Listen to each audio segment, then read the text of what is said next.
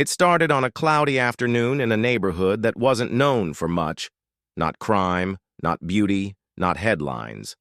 Just rows of aging apartment buildings, a basketball court with a cracked rim, and lives that moved quietly in the background of the world. But that day, something happened that would turn an ordinary 15-year-old boy into the face of an extraordinary truth. Malik was that boy. He wasn't perfect, but he was trying. Raised by his grandmother since he was 6, he had learned early that life didn't hand out favors. Every morning he walked 4 blocks to the city bus to get to school. Never once late, never once causing trouble. He was the kid who offered to help the janitor stack chairs after class. The one who walked the neighbor's dog for free just so she didn't feel alone. But none of that mattered on the day he was accused of stealing a designer watch from a downtown electronics store. It happened after school. Malik had taken the bus downtown to meet his friend Carlos, who worked part-time at a sneaker shop. He wanted to ask about job openings. While waiting for Carlos to finish, he stepped into a nearby electronics store to pass the time. He looked at headphones, admired the sleek phones on display, and paused in front of a locked glass case holding high-end watches. He didn't touch anything. He didn't even ask questions, but as he turned to leave, a security guard approached him. "You need to come with me," the man said firmly. "For what?" "I didn't do anything. Just come." The next thing Malik knew, he was in a small back room, sitting across from 2 officers who asked him where he had hidden the stolen watch. They showed him grainy footage, a blurry clip of a boy in a dark hoodie near the display case. It could have been anyone, but it didn't matter. The store clerk pointed at Malik. "That's him." He was arrested. The news hit fast. A teenager caught stealing. In a city already on edge, stories like that spread faster than fire. Malik's school suspended him pending investigation. His neighbors stopped making eye contact. Even the bus driver, who had known him for years, no longer nodded in greeting. But there was one person who didn't waver. Her name was Alyssa King, a young public defender fresh out of law school. She had taken Malik's case without hesitation. She saw something in his eyes that told her he was telling the truth. Not fear, not defiance, but disbelief, and a quiet, aching kind of pain. She started digging. She reviewed the store footage and asked for surrounding street camera angles. She filed motions for time-stamped records, traffic footage, and even city bus GPS logs. She interviewed witnesses, went door to door, and reviewed call logs from Malik's phone. What she uncovered changed everything. Malik had gotten off the bus at 4:15 p.m. The alleged theft took place at 4:05 p.m. It was physically impossible for him to have been there. But more than that, she found something even more damning.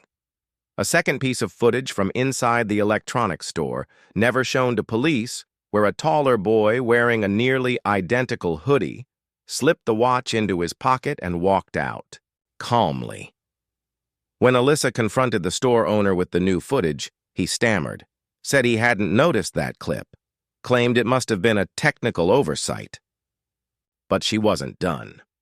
She subpoenaed the store's internal communication logs and discovered messages between staff referring to watching that kid closely when Malik entered, before he even approached the watch display. It was clear. They had already decided he looked like trouble, and when something went missing, they didn't check facts. They checked their bias. In court, Alyssa stood with Malik by her side. Her voice was steady, but filled with fire. "This isn't just about a watch," she said. "This is about a young man who was failed by the very institutions meant to protect him. Accused, suspended, humiliated, and treated as guilty without evidence, all because he fit a profile, all because he was convenient." The courtroom was silent. The judge reviewed the evidence. He watched the tapes. He read the logs. Then he looked at Malik. "You should not have been here today," he said. "You were wrongfully accused. This court owes you an apology." Malik didn't smile. He didn't cry. He just nodded slowly, as if even justice took a moment to feel real. But the story didn't end there. The footage went viral. News outlets picked up the story, not because of the accusation, but because of the redemption, because of a young lawyer who refused to let the system chew up another kid, because of a boy who never stopped telling the truth. Malik returned to school.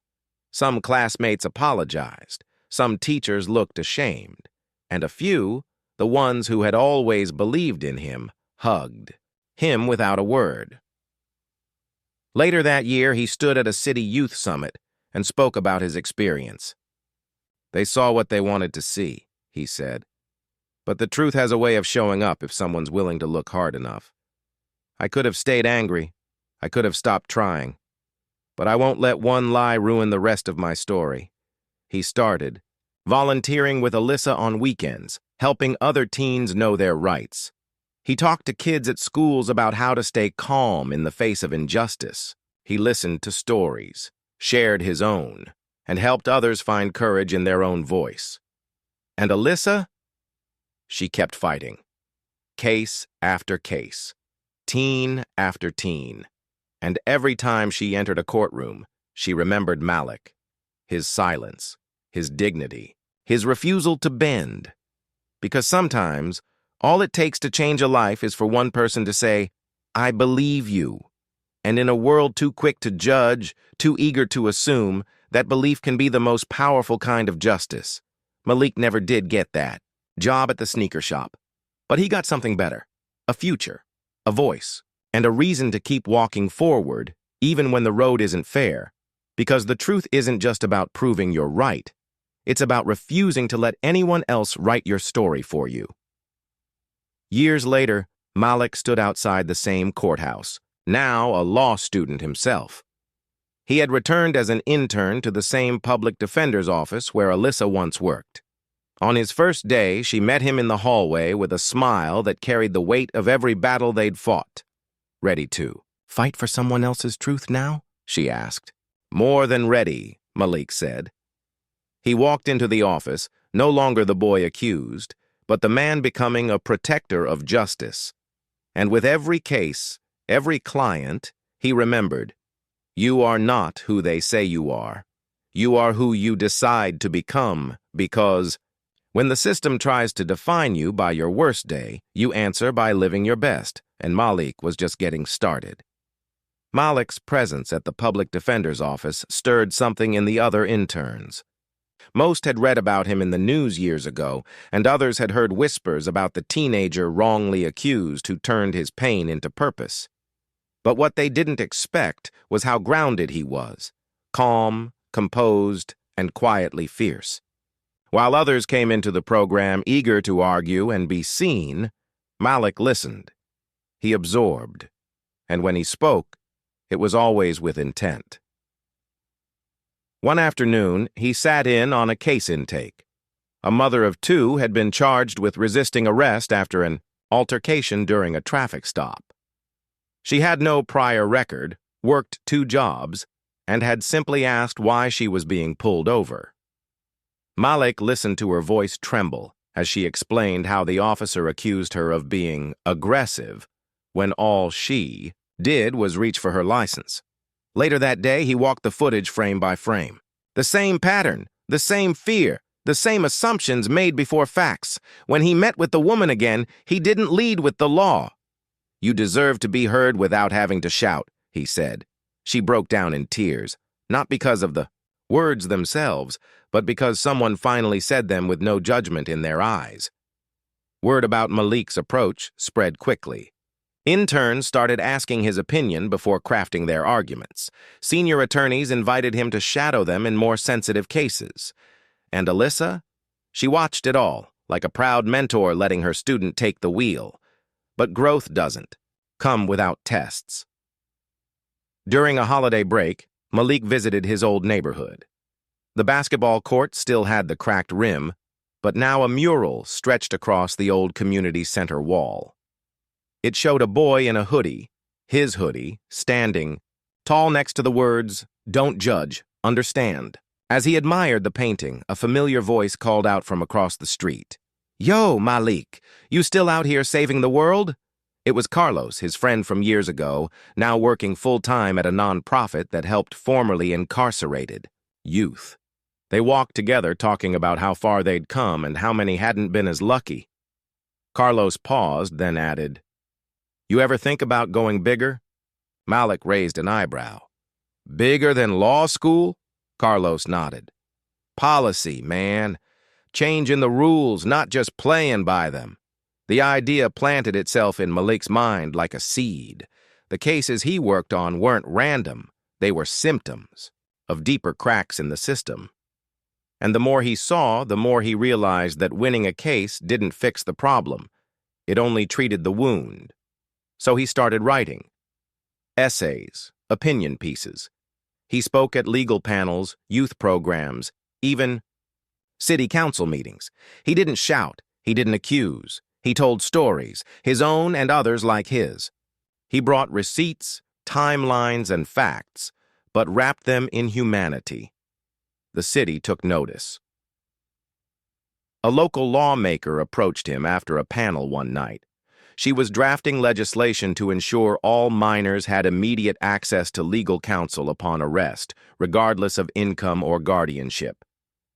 "I want your input," she said. "Not just your story, your strategy." It was the beginning of something new. Malik joined the legislative working group, reviewing case studies and proposing procedural reforms. At night, he still interned. During the day, he lobbied for change. His life became a bridge between law and lived experience. Years passed. Malik graduated. Bar exam, passed. First trial, won. And then, with Alyssa's hand on his shoulder and his grandmother cheering in the front row, he was sworn in as an attorney. But the story still didn't end. Now Malik stands not just in courtrooms but on stages, in committee hearings, in roundtables with policymakers. He mentors students who remind him of his younger self. He tells them the truth. You are not a mistake. You are a message. And the message is clear. Justice is not a gift. It's a fight, a choice. A daily discipline of compassion and courage. One night, after a particularly emotional speech, a young man approached him. "My little brother's in juvie," he said. "They say he lashed out. He says no one ever listened. Could you talk to him?" Malik didn't hesitate. He visited the next morning. The boy reminded him of himself. Tired eyes, guarded posture, and that quiet hunger for someone to just believe him.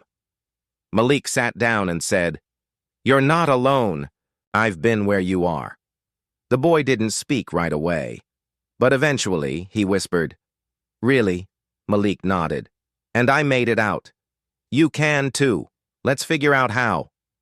That moment became one of hundreds, thousands, each one a thread, in a larger tapestry of redemption and reform. Because sometimes justice isn't just about verdicts or laws. It's about presence, about showing up over and over until the world sees not what you were accused of, but who you really are. And Malik? He never forgot where it started. A cloudy afternoon, a false accusation, a lawyer who believed. Now, it was his turn to believe, to protect, to lead, and above all, to make sure no other kid had to fight for truth alone again.